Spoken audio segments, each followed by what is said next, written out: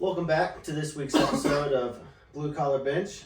Over here. Had a eventful weekend, and let's dive right on in.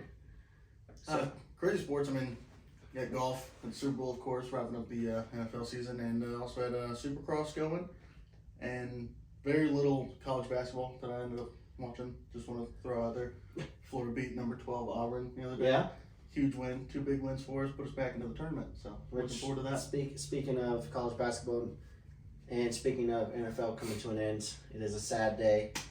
That this is that time frame where we transition from saying goodbye to the NFL season after what was probably one of the most exciting Super Bowls. Well, let me phrase that.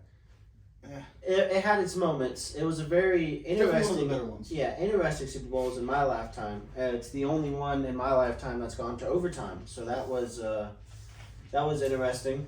And Well, it wasn't a blowout. Nothing crazy. It was No. a good game. So But I think all of America would agree. We had a team we wanted to win. We all kind of were rooting for San Francisco and Brock Purdy.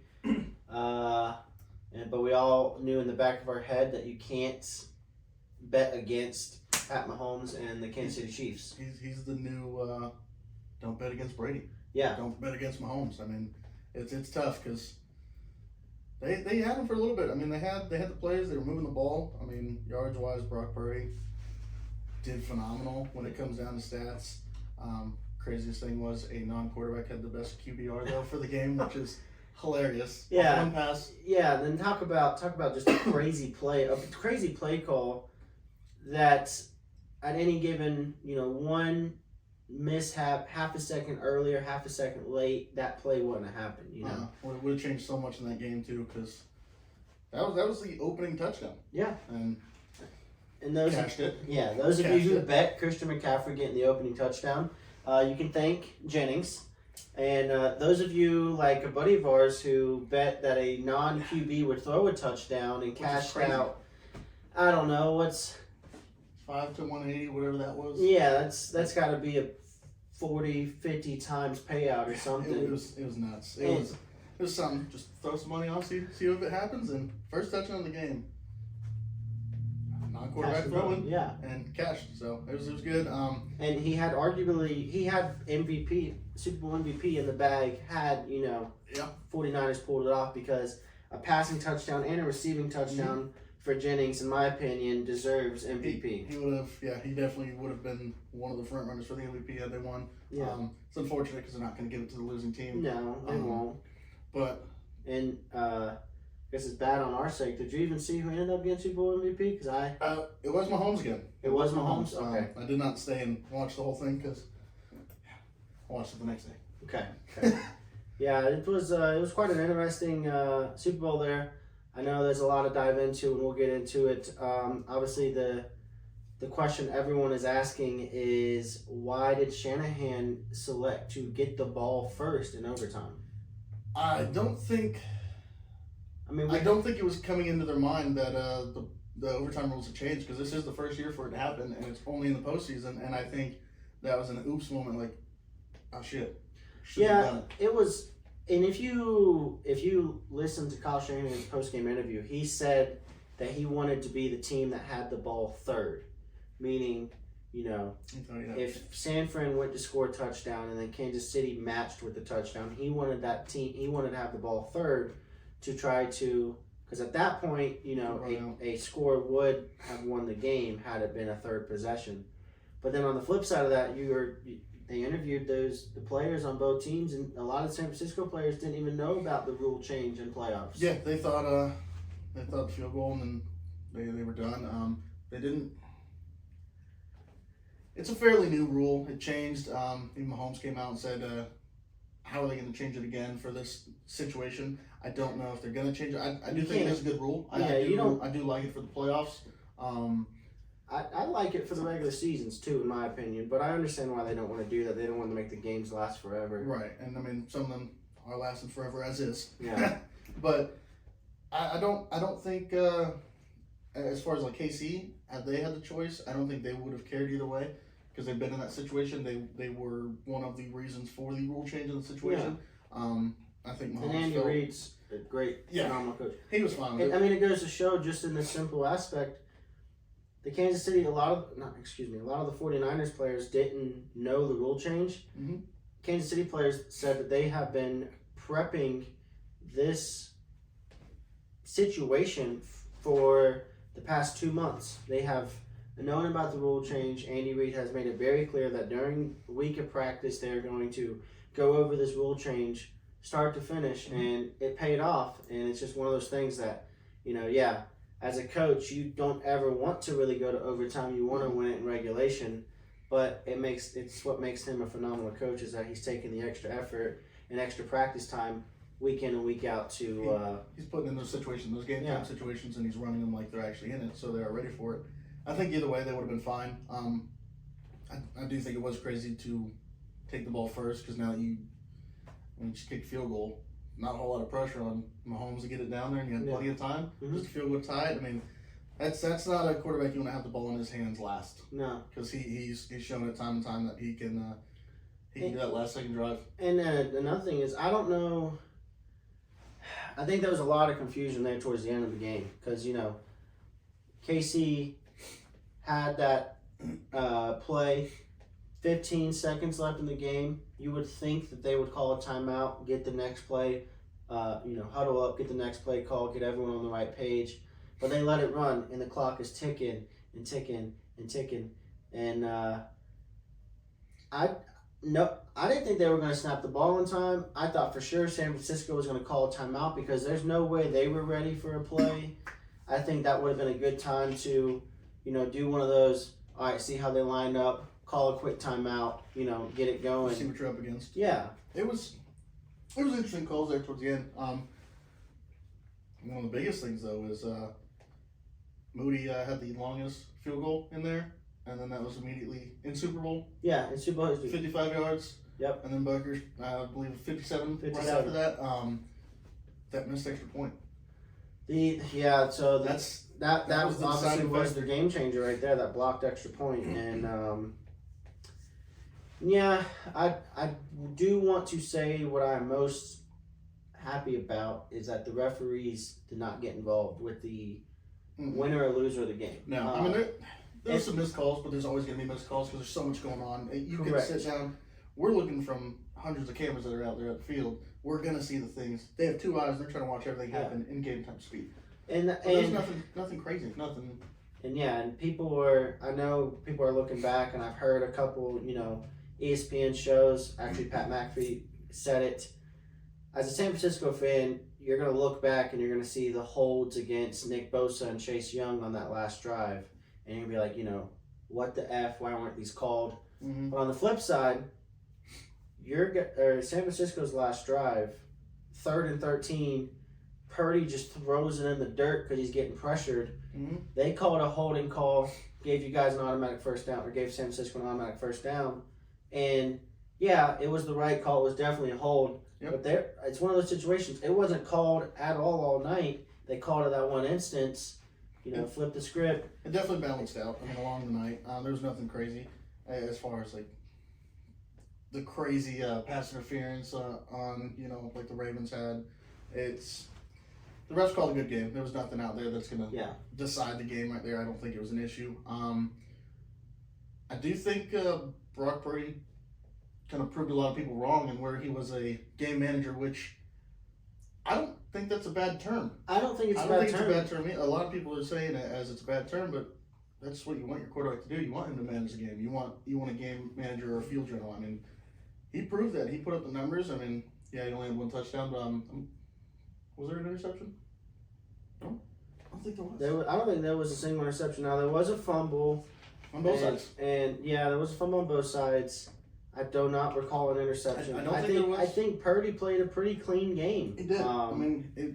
He got pressured a lot, and give it up for Kansas City defense. We've been talking about it all season. This is the best defense they've ever had. Crazy defense. But Spagnuolo. Obviously, he used to have that head coaching job at New York Giants. That didn't pay out. Moves to KC. Focuses on one element of the game. Mastered it. Calls a phenomenal play call towards the end of the game. Yeah. And I know they said, they were saying, oh, it was, a blown blocking assignment. No one covered him. I don't think if you do the math, there wasn't enough players for the amount of people coming on blitz. Not for that play call. It was one of those things where even if you executed to try to stop it, there was still someone left. Someone was going to get there. And that's what it's one of those things that, again, if I was on the 49ers sideline, I would have liked to call a timeout before that play because it was a crucial third down. Mm-hmm. But the way they had it lined up, you could not tell that he was blitzing. There was no before snap read that you could have got and realized that, hey, he's about to come off the edge because, and it was kind of on 49ers. They brought a slot receiver in. The receiver is only 5 yards off the left tackle's hip. So then this guy's sitting on top of him. You think he's covering man to man, but in reality he's going to creep forward right when you snap it.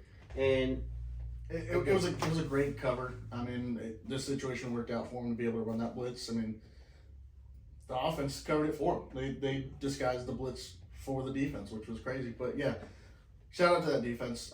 They've been great all year. They went on the road 3 times now, technically, if you count the Super Bowl. Yeah, I mean three road games, which is crazy for them. And it's always been Mahomes wins at home. He's going to do it at home. It's that you have that factor in it.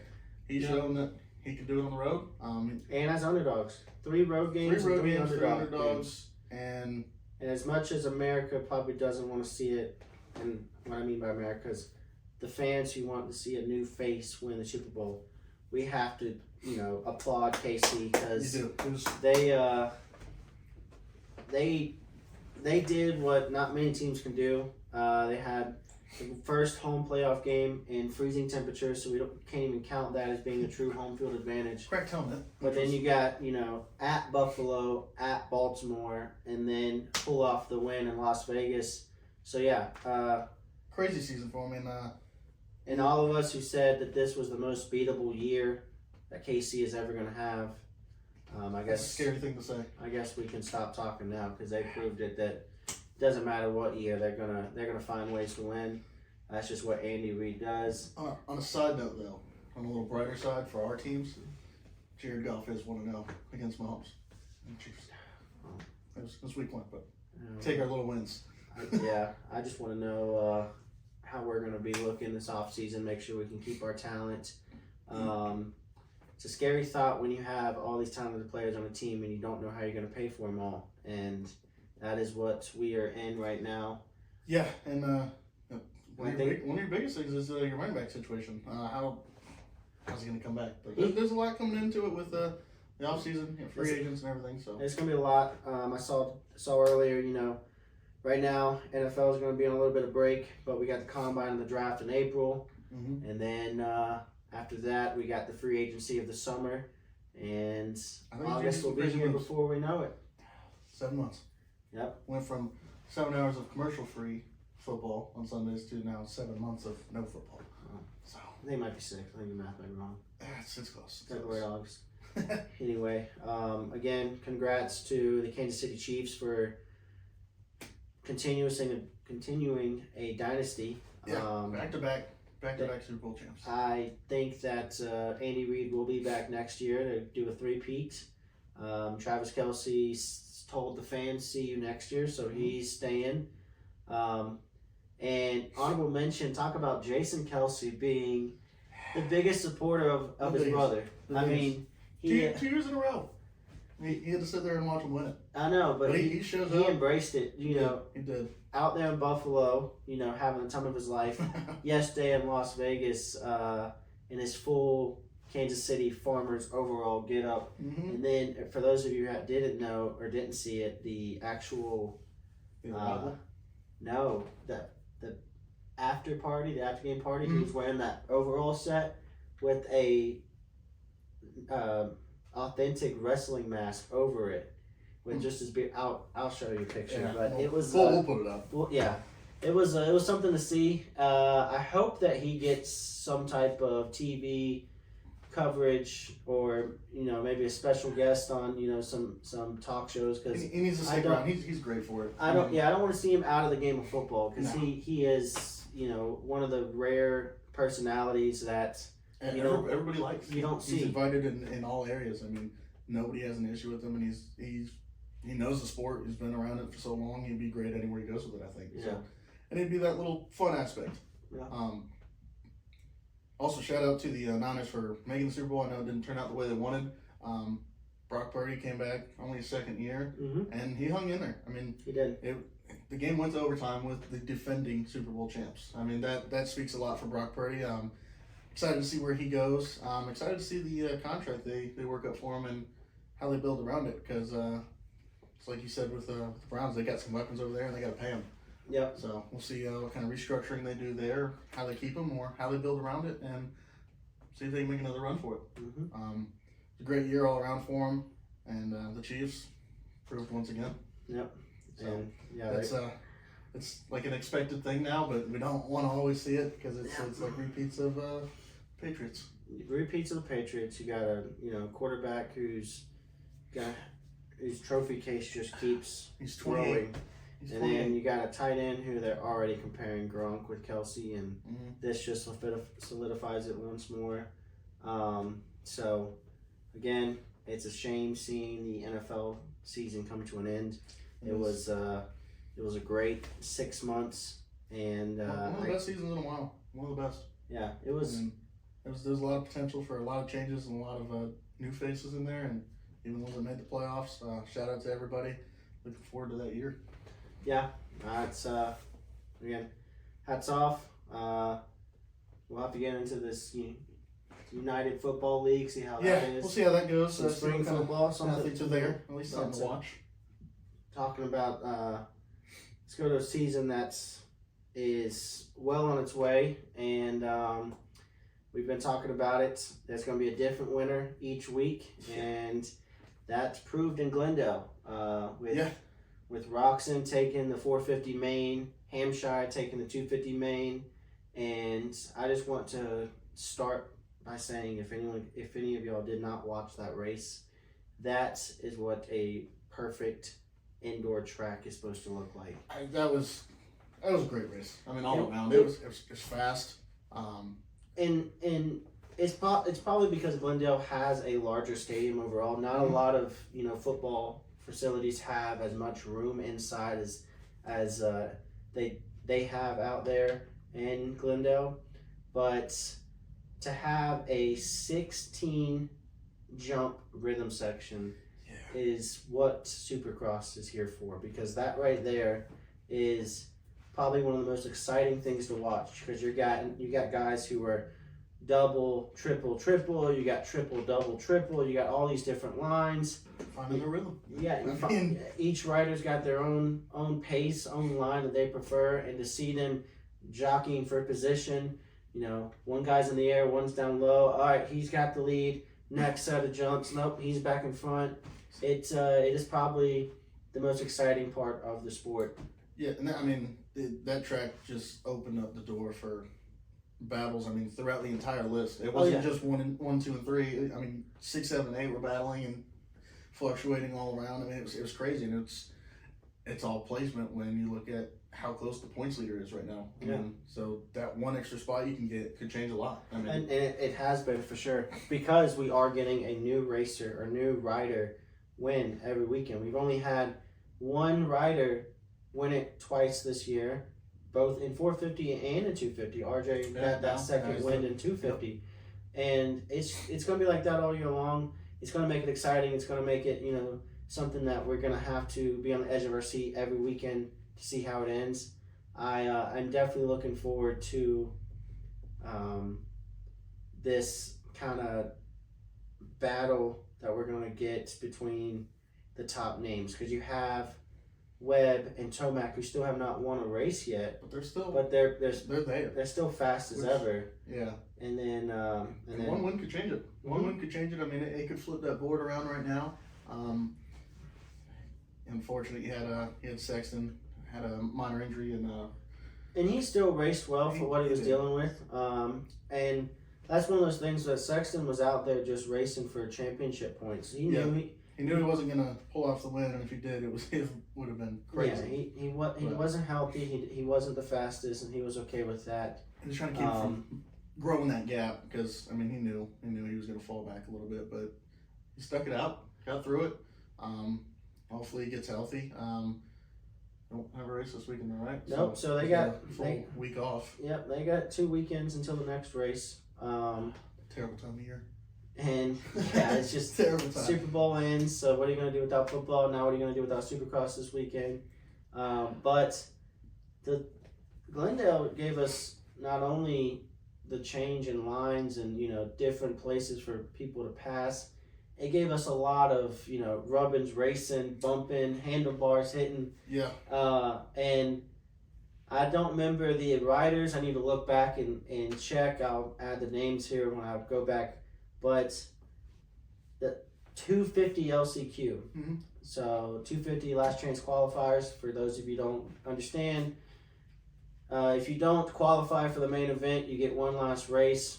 20 riders, the top 4 advance. So again, you're looking at 2% of the riders are actually going to make it into the next round.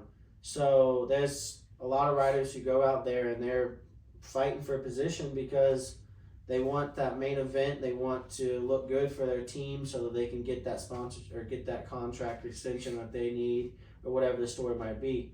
But that 250 LCQ had a lot of riders who were making some questionable passes. I mean, You had riders who were bumping them up into the berm. You had one rider who was cutting off the lane, forcing one rider to go off track into the tough block. It was 2 bikes could start together right off the whole shot. Yep. I mean, right at the beginning of it, they fell down. They couldn't even pry the bar out of the other bike. And then the restarts.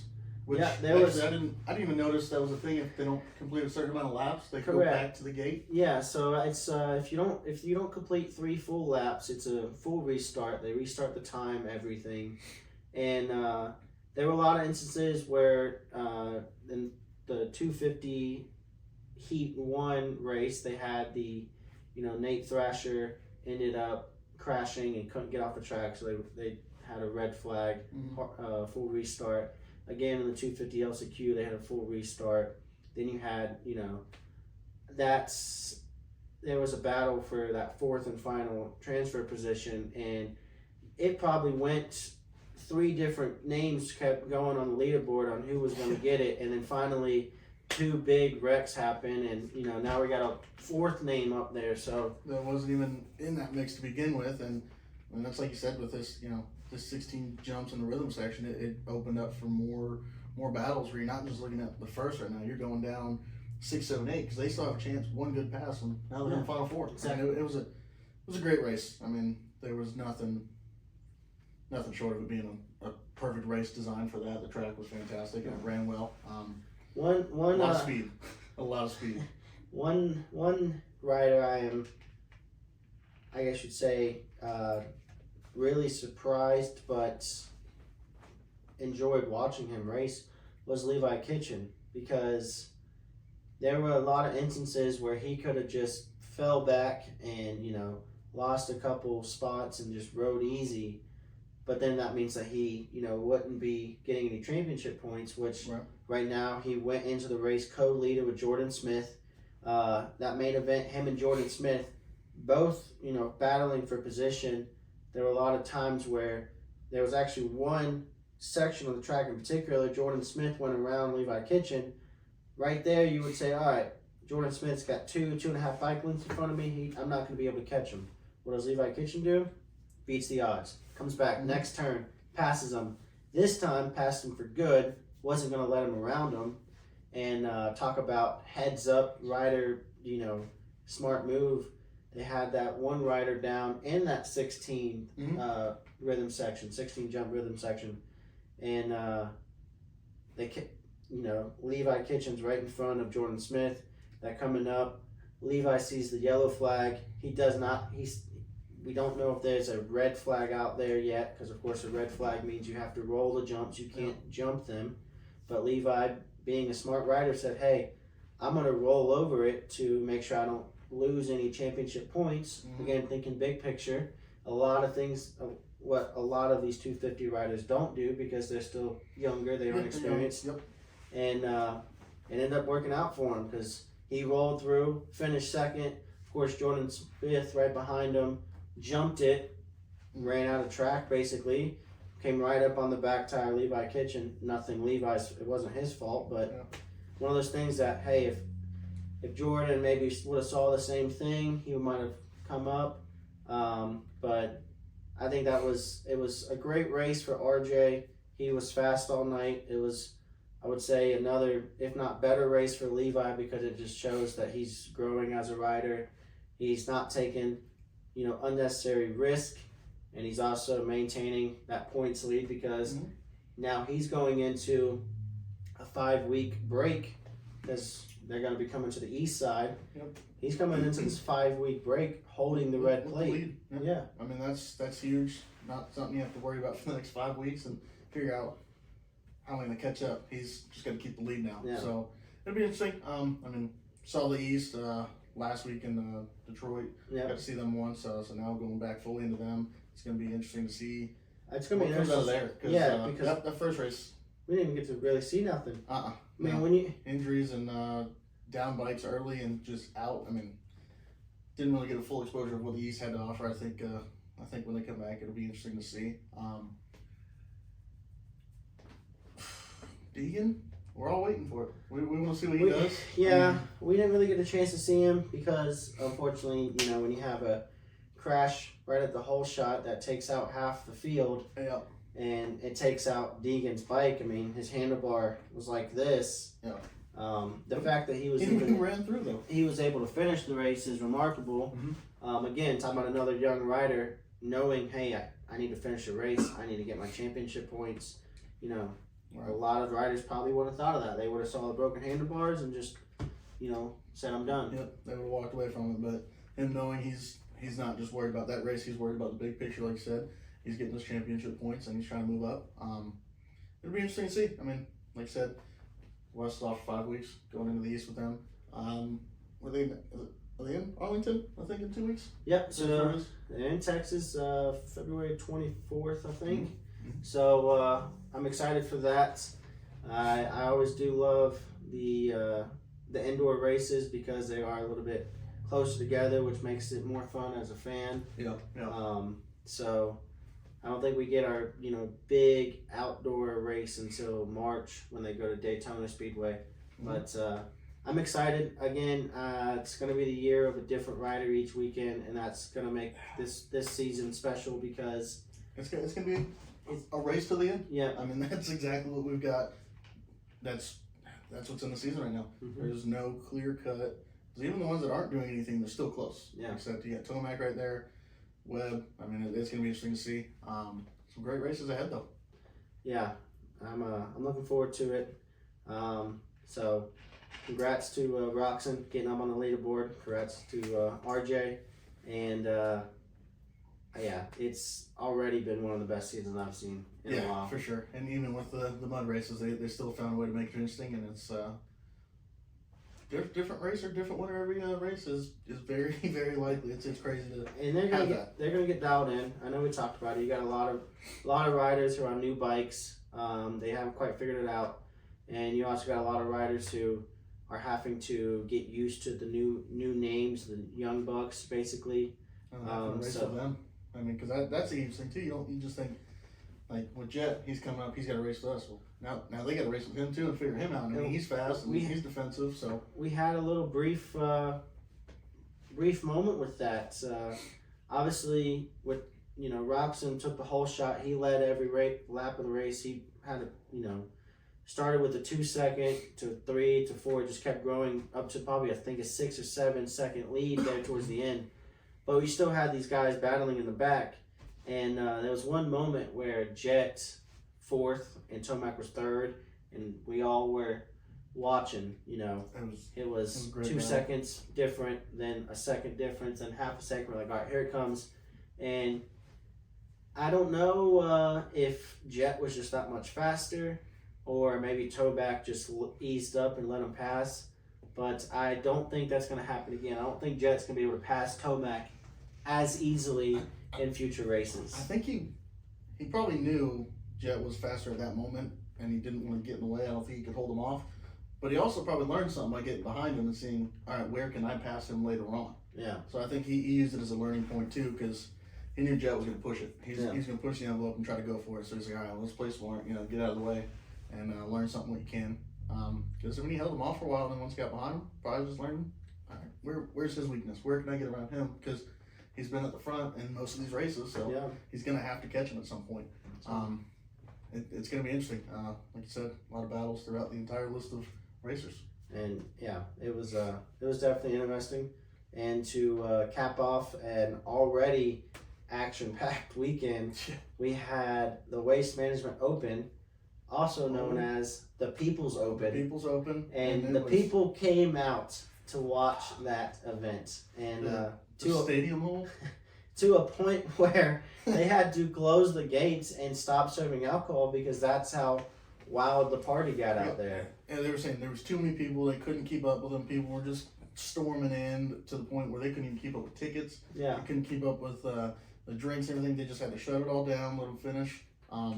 It was crazy, the turnout that they had there. Definitely one of the biggest attended events I've seen in a very long time. It is the closest that the golf world is going to get to a football stadium or soccer stadium environment. Mm-hmm. And I think it is great for the game in a lot of aspects. I think it is a perfectly planned event because having it early in the year makes it to where the players are going to be more likely to sign up or agree to be a part of it, because late in the year when the FedEx points are coming down to the wire, they might not want to play a tournament with all the distractions like the Waste Management. But early in the year, it's good for the fans, it's good for the sport, it gets people excited for the game of golf. It's a good morale boost for them. I mean, they get to go in there, just get that feel of, the stadium hole. They literally built a stadium around hole 16, and for them to be able to go in there and hit some of these crazy shots or get their birdies there under that kind of environment and that pressure, I do think it's kind of a confidence boost for them at times, but also like a fun gimmick thing. This is like and just a fun tournament. I mean, that's which one guy who had fun with it was Ricky Fowler pulling out that gas jersey. Yeah. That was cool to see. Of course, both events were in Arizona, one in Glendale, one in Scottsdale. So it was really cool to see, the riders from Supercross, the golfers from PGA, showing support for each other.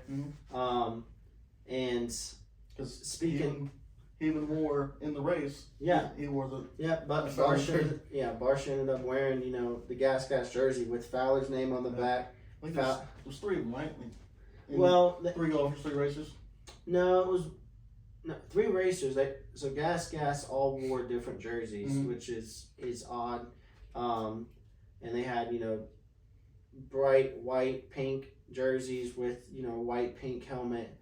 But Fowler got the matching jersey with his name printed on the back, so that's what he wore out on the 16th hole.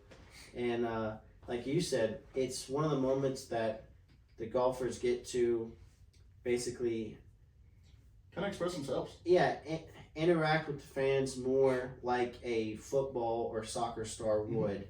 Make a little bit more fun with the game, because golf is an all mental game. It's really hard to let your emotions out and play well, because one of those things are either you get too cocky and you slip up, or you get too angry and you make mistakes. But speaking of just as the players out there, you had the ones that were having a blast on 16. You had ones that were getting really mad at the crowd too. So it's kind of one of those things where, like I said, it's a good thing they do this tournament early in the season. You're definitely going to have both sides of it. I mean, you can see it, and if I remember correctly, it was Joel Damon, I think, went out there early and was throwing T-shirts into the stadium, and it was a T-shirt, and inside of it had a little thing that's a drink on me. It was just fun. He's that kind of person. He just had fun with it. Like, he's just always out there to have a good time. He never expected to win it, but he's like, if I do, cool, let's do this. He's just that mentality. So that atmosphere is the kind of golfer he would probably want to be all the time. And I think he likes that. Where you get the more serious side, and they're like, I don't know. But they all enjoyed it. I mean, everyone's watching them. They're having a good time. The boos were crazy on on what I thought were good shots at the time. But if it didn't go in or close, yeah, it's because they all wanted to see that hole in one. Yeah, the That's crowd what we're going for. The crowd got rowdier and rowdier and rowdier. Obviously, Saturday was the most extreme, and that was when you They're showing up at 5:15 in the morning and started pounding drinks. Yeah, 5:15. So by the time that 3 o'clock tea time comes around, it's gonna be like a coliseum in there. It's gonna be loud and rowdy, and they were booing anything that was not an ace or a birdie. Yeah. And yeah. actually, one of the commentators said that. He goes, I don't know when the sport changed or when the crowd changed, but they were booing at anything that was not a birdie, which is crazy to think, especially from an amateur level. Like, we'd be happy with a par bogey at 16, but sometimes even a double bogey, I'd be happy. Yeah. But talk about a very unique event, one that I definitely do want to go to in the future. It would be great. I definitely, that's one of the bucket list things. Just the fact, I mean, they have to come off of the course from 15, walk inside the stadium to get onto the tee box for 16, and it's just fully surrounded. Yeah. It's a crazy thing, and I don't think, watching on TV does it justice. Like, going there, it's one of those things. You don't really know until you see it. And they made the event a little bit cooler, because I know on Wednesday, I believe, they were doing, the celebrities. The celebrities came out and tried to had an opportunity to shoot a hole-in-one at the 16th hole. So, again, the sport of golf is growing. I've said it before. The older generation who's, been raised on the country club mentality might not like it, but I do think it's going to make it to where the golf is going to be one of the premier sports in the nation. And if it's not already, they're trying to keep it relevant, and that's what they're doing. And I think they're tending to their audience. I mean, they see what's there, and they're seeing the good things and the bad things about it, what works, what doesn't. And I think they're onto something with it, especially with Liv always having a party and live music there. They're kind of incorporating a little bit of that. And we've been talking about it. We didn't even mention it. The consistency from one player named Nick Taylor. Yeah. Bravo. I mean, crazy weekend. Crazy. I'll let you go before I keep cutting you off here. He was runner up last year, right behind Scotty Scheffler. Yeah. And Scotty Scheffler was going for the three-peat there, and had a chance. He did. He just could not catch up. Just with birdie, and have a setback birdie with Nick Taylor. He wasn't just holding the lead. He was pushing the gas. He was going for it. And going into that fourth day, I figured 20, 21, 22 would be your winner, because outside of that, you're not going to catch it. Scheffler put up one hell of a round, though, to try to catch it. He did, and not even one hell of a Sunday, because you got to think, they really didn't even get to play Thursday, and then just screwed up the scheduling all throughout the weekend. Because they had to finish after the rain delay, and then whatever they didn't finish the very next morning. And if you had to play that morning, you went right back out to go start your next round and try to make the cut. I believe Scheffler on Sunday had to play 11 holes and then go play his final 18 to try to win. So the dude played almost 30 holes of golf on Sunday. Yeah. I mean, luckily he's still young, so he can do it. But you got to imagine these other guys that are in early 30s, late 30s that are trying to do this. I want to point out Nick Taylor's just, first of all, to start the first round shooting 11 under. Yeah. And that means that was 11 birdies and 7 pars. One of the most beautiful scorecards you could possibly ever get. Yeah, it was one of the scorecards that you just like, if you didn't see it play, you wouldn't have believed it. You wouldn't have, because it. But that's all it took, because he went 11 under, so he had this huge lead after round one. We went into this crazy weekend of, we didn't know if we were going to finish a round each day or not. Yeah, didn't even know if they would finish the tournament in the 4 days. And he ended up, 11 under. I think he only got 1 under the second round, so now he's at 12 under. But he's still leading after round two. He had that cushion. Got to, I think it was maybe 14 or 15 under at the start or at the end of round 3. So that very first round set him up to be able to win at that last round. And even that last round, I mean, 6 or 7 under, I think, is what he went Yeah, for. he So had- even that. I mean, just the first and the last round, those alone were enough. But in between rounds 2 and 3, he didn't have a lot of bogeys. He didn't fall apart. If he had a bogey, he made sure to clean it up the very next hole and try to get a birdie right after. So Like I said, consistent player and just great 4 days, great 4 rounds of golf from him. I mean, it's interesting to see. I know you got a lot of the live guys that have left PGA and opened the door for these newer guys to come in. A lot of them are younger. It's going to be interesting to see because this is pretty similar to Supercross. We're getting a different winner every week. And those points leaders, it's going to be interesting coming down to the end. I mean, Scheffler's still world number 1, and he's shown why. He made a run for it. I thought he was going to do it again, but fell just short. But it's hard to do when you got these other players that are shooting 11 under. I mean, you're chasing the whole weekend. You also got to think we had overtime in the Super Bowl. We also had 2 playoff holes to end round 4, which that was again phenomenal by Ned Taylor because he I think birdied 16, parred 17, birdied 18 to force a playoff, and then birdied playoff hole number 1, birdied playoff hole number 2. So 3 birdies in a row to finish off the night. And after already playing 30 plus holes. Yeah. I mean, to be able to keep that going and that mentality and just keep your head on straight and do what he did. Because it's a lot when you want to look at that scoreboard and see where you're at. Yeah. And it's a big mental game. I think it got to a lot of players, like Justin Thomas, Jordan Spieth, even Scheffler a little bit with the putting. The putting is killing them right now. The putting was definitely hurting Scheffler. Spieth had a lot of. I really thought he could. I thought he was going to steal one away this weekend, and he looked really good. He started moving. There's a couple of shots he wants back. I know. I think it's hole. Was it 15, 14 or 15? It's there's a gap between the fairway and then it's water and then it's the green, and that messed with a lot of players because you're at that part that range. Yep, you're drive 300, 340, whatever it is, and now you're like, okay, do I go for the green? Do I lay up? A lot of players went for it, either came up too short, went right on them, and it was definitely something.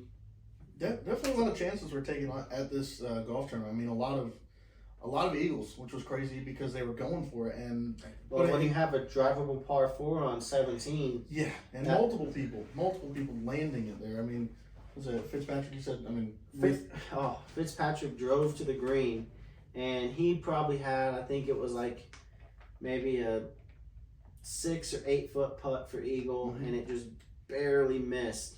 But he had the chance, which is it's crazy. So, just seeing them all, just the distance that they're having now with these drivers and with these even driving irons that they have now. I believe Stealth came out with the driving iron. It's crazy what they're doing with it. They're getting 315 to 340 consistently out of a shot. You're looking like, what are we gonna do? 290? I'll make it. No big deal. It's not even a second thought to them. I'm like, I need 3 shots before I go. I'm going 290. Like, just the distance they're getting out of these, it is getting interesting to see, and it's allowing them to have these more I'm gonna go for it shots, and it's actually realistic. I mean, it's nice to see low scores. It's keeping it interesting. I believe they've got another interesting one coming up. Should be Genesis. Big news with it though. Oh, big news with it. We might see the Sunday red shirt Tiger Woods this weekend, and I'm really hoping that he makes a good comeback this year.